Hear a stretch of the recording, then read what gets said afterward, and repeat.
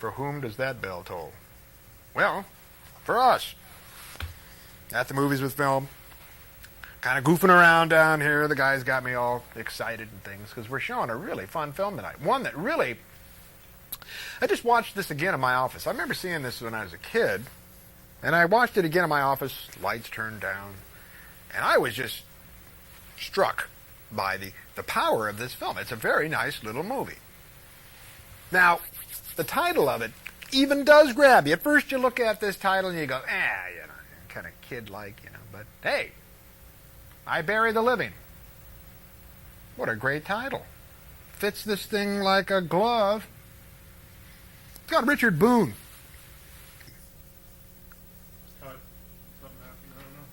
What happened? Great film for you tonight.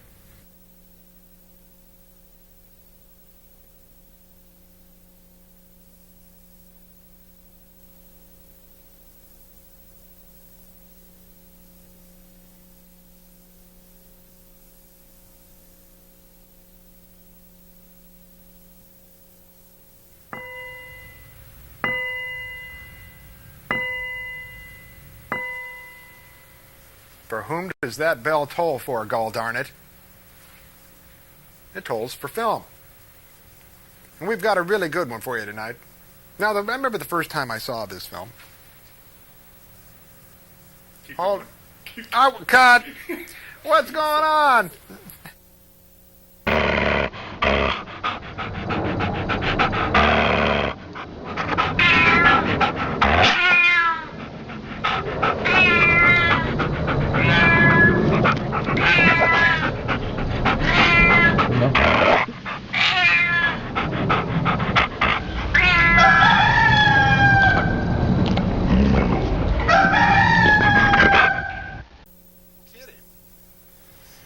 Hey folks, was going to ring one of these bells here for you, but I've decided not to. We've got a great movie for you though tonight. A film that I remember seeing when I was quite young.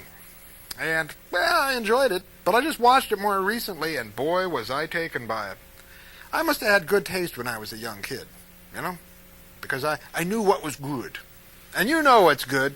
You come to watch us at the Movies with Film, because we bring you the stuff that you don't necessarily get to see everywhere. I Bury the Living. Now, not too many people can say that, but I Bury the Living. Okay, well, I show good movies, and one of the films that I'm showing is I Bury the Living, 1958. Nice little film. Albert Band directed it. Albert Band, he's going to be the father of Charles Band, who's going to make a lot of horror films himself later on down the road. This is an interesting film. It's got Richard Boone. Richard Boone at this time is in his hero stage. Okay, he's playing Paladin. Have guns, will travel. Where do you roam? You remember that. Great little show. Remember watching that at my grandma's house, along with Sea Hunt. Things like that about that same time. Okay. Now, he plays a guy who has to take over as sort of a chairman to this cemetery. People take turns being chairman of this cemetery, and it's his turn. And it turns out that they've got this big map. And on this map is all the plots of the cemetery. It's nicely laid out. It's got this nice graphic, these big curly 8 and so on there. And they put these pegs, these little pins. They put a black peg if you're buried in there, right? So I guess I buried the living guys in that case. Okay.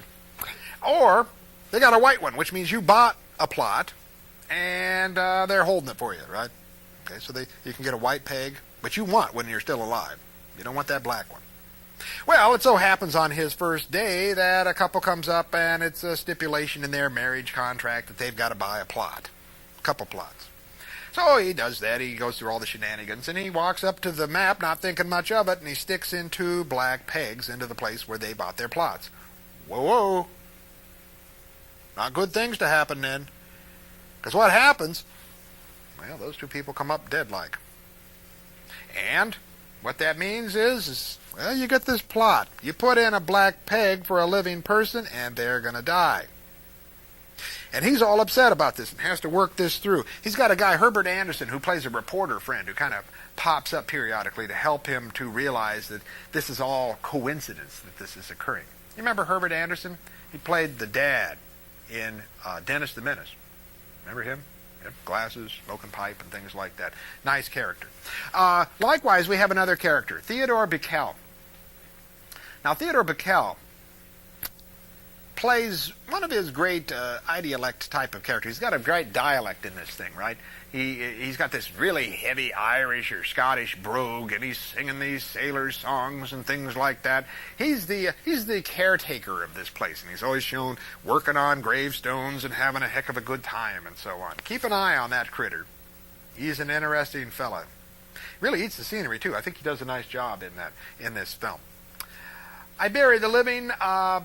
It's not a heavily special effecty film. It's a very much of a film that works with suspense and mystery and that whole building of, can this be coincidence only, or is this something that is of the supernatural realm? Or is it something else? I think you're going to have fun with this film. I Bury the Living. Richard Boone does a really great job in this film. Theodore Bikel kind of upstages him in certain points. Herbert Anderson, Dennis fella, he does okay. Let's roll him, Smokey.